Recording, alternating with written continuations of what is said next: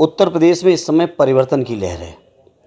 और भारतीय जनता पार्टी की इस वर्तमान सरकार की नीतियों और कार्यक्रमों से लोग ऊब चुके हैं। बेरोजगारी पराकाष्ठा तक बढ़ा दी, महंगाई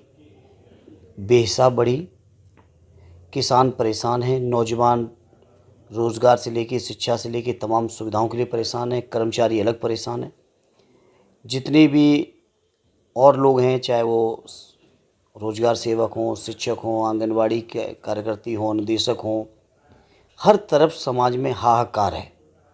और सभी लोग उत्तर प्रदेश में सरकार को बदलना चाहते हैं और माननीय अखिलेश यादव जी में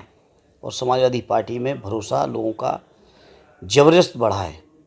और उसी भरोसे की बुनियाद पर हम कह सकते हैं कि उत्तर प्रदेश में परिवर्तन होना है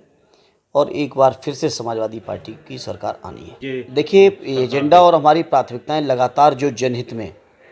बहुत अध्ययन करने के बाद जो जनता की ज़रूरत की चीज़ें हैं, जनता जिन बातों को लेकर चिंतित है, परेशान है या सरकार से जो उम्मीदें हैं जनता को, उसी के अनुरूप समाजवादी पार्टी का लगातार घोषणा पत्र आ रहा है। पहली घोषणा की थी कि 300 यूनिट बिजली तक घरेलू कनेक्शन में सरकार मुफ्त करेगी समाजवादी सरकार।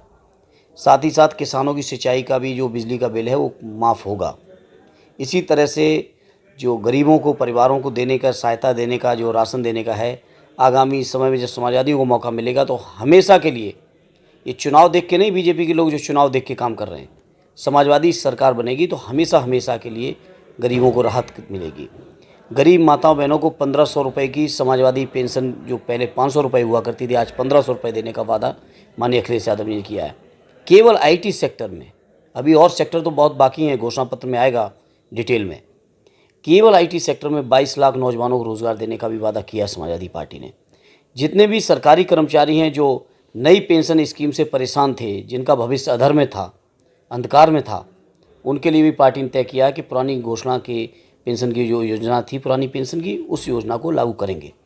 तो जो लोगों की ज़रूरतों की चीज़ें हैं, उस पर समाजवादी पार्टी लगातार चिंतित है। किसानों के लिए कहा है